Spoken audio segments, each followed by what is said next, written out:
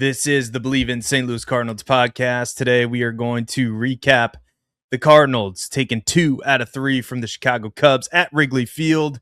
And then we're going to preview maybe the biggest series of the year, a 5-game. Yes, I said 5-game.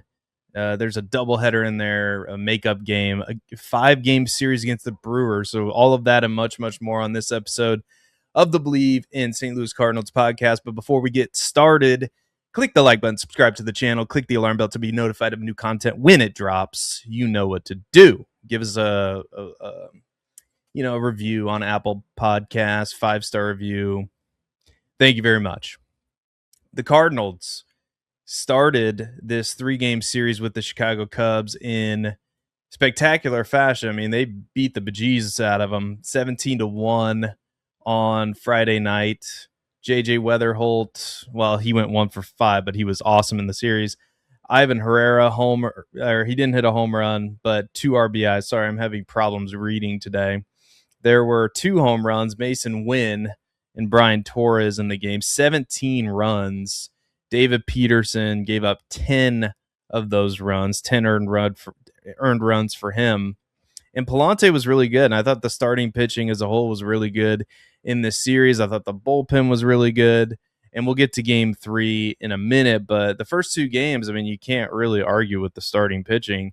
And, I mean, I think it just kind of speaks for itself. Nathan Church also hit a home run, 3 RBIs for him in the 17-1 game. And like I said, I think this Cardinals team, a lot's going to depend on what happens leading up to the All-Star break. Like, this was a good start. Like, they still technically are behind the Cubs, but this was a good start.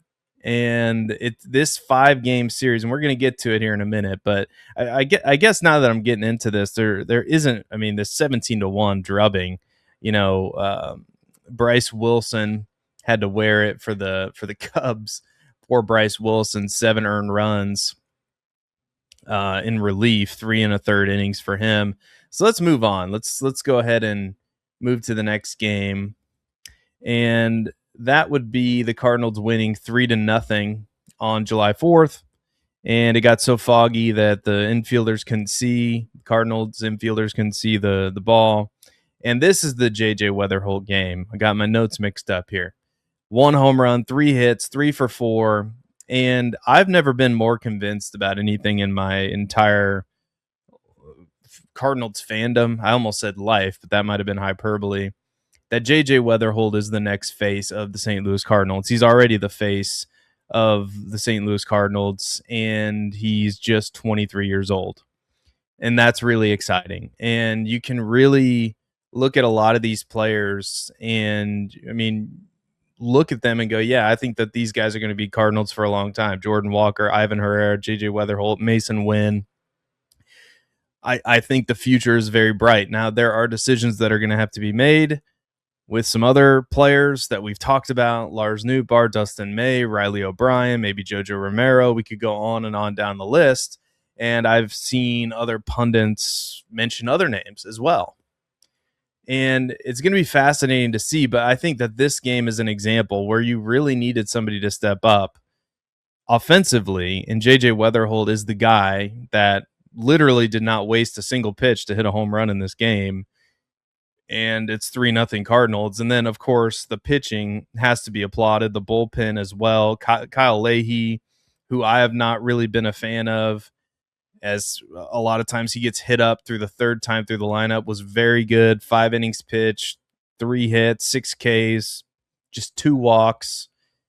And he was great, and the bullpen was great. They did a great job shutting down the Cubs, and Riley O'Brien, he comes in, he gets the save. And Riley O'Brien is somebody that I've been skeptical of, and I think for good reason, but 22 saves is 22 saves at the end of the day, and that's got to be somebody, if the Cardinals do decide to trade him, who has a lot of value for somebody, I'm sure. And then let's get to game 3, because game 3 was probably the most, obviously they lost, obviously it was the most disappointing, but you felt like it was there for the taking. And I don't know why the Cardinals do this. I feel like, I don't know what it is exactly, but they have they haven't really gotten many sweeps. And the Cardinals, I mean, JJ Weatherhold again, 2 for 4 with 2 runs scored. Jordan Walker with a home run in this game. But really, I think the story of the game were the errors by Jose Fermin. 2 errors in this game cost you essentially the game. Like that's the difference in this game, a 6-4 ball game that the Cubs win. That Javier Assad was good through 4 2/3. Handing it over to the bullpen, and the Cubs bullpen, they were vulnerable. They gave up 4 runs in this game. Liberatore, another so-so outing for him. 3 earned runs, a little bit better than his usual, but still not great. And I think this brings questions. I mean, it should keep those questions about Matthew Liberatore at the front of the mind of a St. Louis Cardinal fan, and hopefully Kyle Bloom as well, because like I just don't know how many more times that maybe it's because you feel like you have nobody else, although you have more down in the minor leagues than you ever have, at least in recent memory. So I'm not exactly sure what we're doing here, and maybe everything changes after the All-Star break, which is coming up. But I just don't know if Matthew Liberatore, which pains me to say because he was the opening day starter, but with an ERA up over 5, and has just not been very good, especially if you look. And we might have to do a deep dive into Matthew Liberatore. But if you just look over recently, he had a good start against the Braves, but Diamondbacks gave up 6 earned runs on Wednesday, June 24th, 5 earned runs against the Royals, 4 earned runs against the Twins, 3 earned runs. I mean, he's not he's not even going deep into ball games. He went 5 innings against the Cubs, and 5 innings against the Braves, which that was a nice outing on June 30th. 9 strikeouts, but 5 1/3, 5 innings, an inning and 2/3, 4 1/3, 4 1/3. Barely getting to that 5 inning threshold for a guy who was your opening day starter and a guy who has an ERA up over 5. I don't know how many times you can keep trotting him out there. I mean, just with the sporadic nature, maybe, like I said, maybe it's because they feel like he's still our best option, and maybe that's the case. But I am not confident. I'll just say this: I am not confident when Matthew Liberatore takes the mound. And his expected ERA is even higher than his actual ERA. 5.48 expected batting average 279, and everything on Baseball Savant is in the blue. So it's just he's not a good pitcher. He's not a good pitcher. He's not a good pitcher. He's not been a good pitcher for this entire year, and I definitely think if he's not on the chopping block come September, August, he should be definitely. Definitely, like maybe you look to put him in the bullpen. Let me know what you guys think in the comments section of Matthew Liberatore, what the Cardinals should do with him. But he's just been inconsistent, not effective, and ultimately frustrating for everybody who's watching the Cardinals play, because the Cardinals, I mean, this team, they're scrappy. They're too young to know any better. They just keep winning every time that I think they're okay. Here it comes. Here comes reality to set in. The Cardinals, they come back and they win, and they take 2 out of 3 from the Cubs. It's going to be fascinating to see what they do against the Milwaukee Brewers. 5 games, and we're going to preview that series coming up here after this short commercial break. We are back on the Believe in St. Louis Cardinals podcast. Thanks for listening, watching. You can watch on the YouTube channel, Long Live Baseball, and you can follow along on the podcast, Believe in St. Louis Cardinals, with the Believe Network, anywhere you can find your podcasts.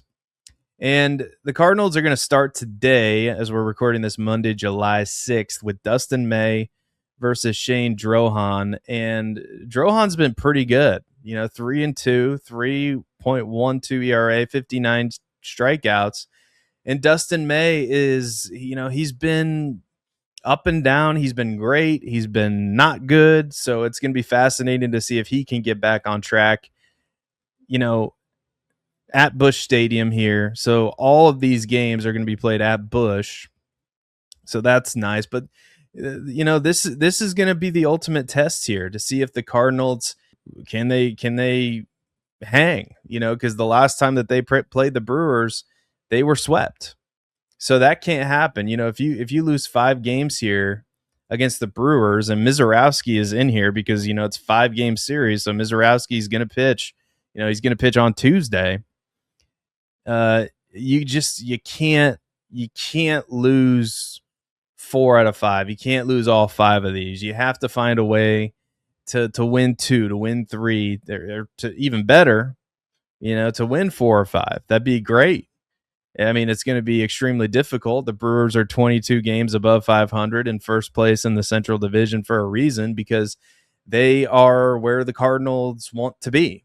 They are developing pitching. They are drafting well. They are not spending money the way that some other teams have. And I think the New York Mets are the perfect example of why spending money doesn't always work out. It just doesn't. You don't have to spend that much money. I mean, the Cardinals payroll, when the Cardinals team, when they're really chugging, when the fans are there, and I've experienced this, if you're old enough to experience, like if you're in your 30s like me, or even older, if you're a younger listener, you might not really know what Busch Stadium is like when it's alive, when Albert, Edmonds, Roland are all in the lineup.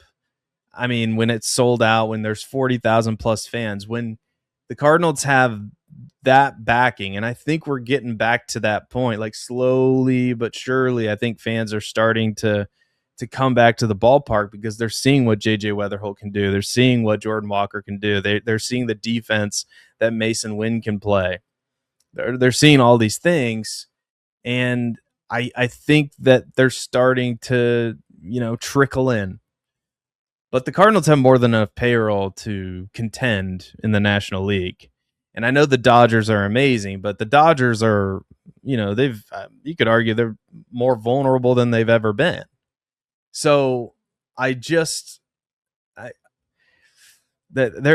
is very attainable, that the Cardinals could become the team with Kyle Bloom that challenges the Brewers and knocks them off of the pedestal that they've earned. I don't want to say that they haven't earned being at the top of the division, because they have. And it's going to take some work. I think we're 2 to 3 years away from that, which is why I think the Cardinals need to be smart at the deadline, which we talked about on our last episode. But it's going to be so fascinating to see how this progresses, how this series goes, because to me, and this could be me overreacting, I don't think so, but you let me know in the comments, this is the most important series of the season thus far, because if you lose 4 out of 5, if you lose all 5 of these games, all of a sudden you're right back to close to being at 500. And then I think, man, as we're approaching the deadline, which is at the beginning of August, you're going, yeah, I think we're definitely trading away pieces. Whereas if you win 4 or 5, or if you go 3-2, then you're feeling pretty good heading into another series against the Braves. And then it's the All-Star break.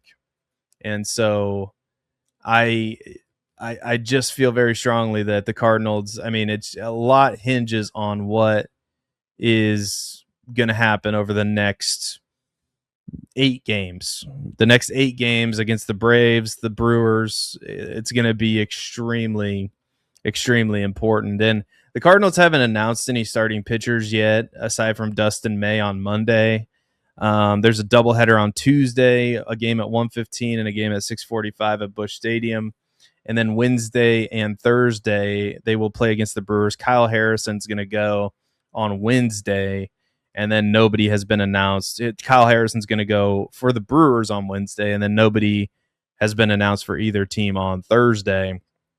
So that is the preview of the Brewers series. Again, one of the best pitching staffs you have to think in baseball, at least going by the numbers. And with Jacob Mizorowski at the top there, I mean, 1.45 ERA, 156 strikeouts.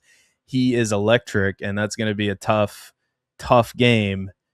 We'll see. It's going to be fascinating to watch. Let me know what you think in the comments. Are the Cardinals going to come out the victor? Are they going to falter a little bit? You just never know with this Cardinals team, which is part of why you love to watch them. You just never know what you're going to get on a day in, day out basis. I could have sworn that the Cubs were poised at home at Wrigley to potentially even sweep the Cardinals, but that didn't happen. So I am done predicting what this team is going to do. So you let me know what you think is going to happen. Don't forget to click like, subscribe on the YouTube channel, and give us a 5-star review on the podcast side. That is going to do it for us. Thank you so much for watching. And until next time, let's go Redbirds, and we will see you later.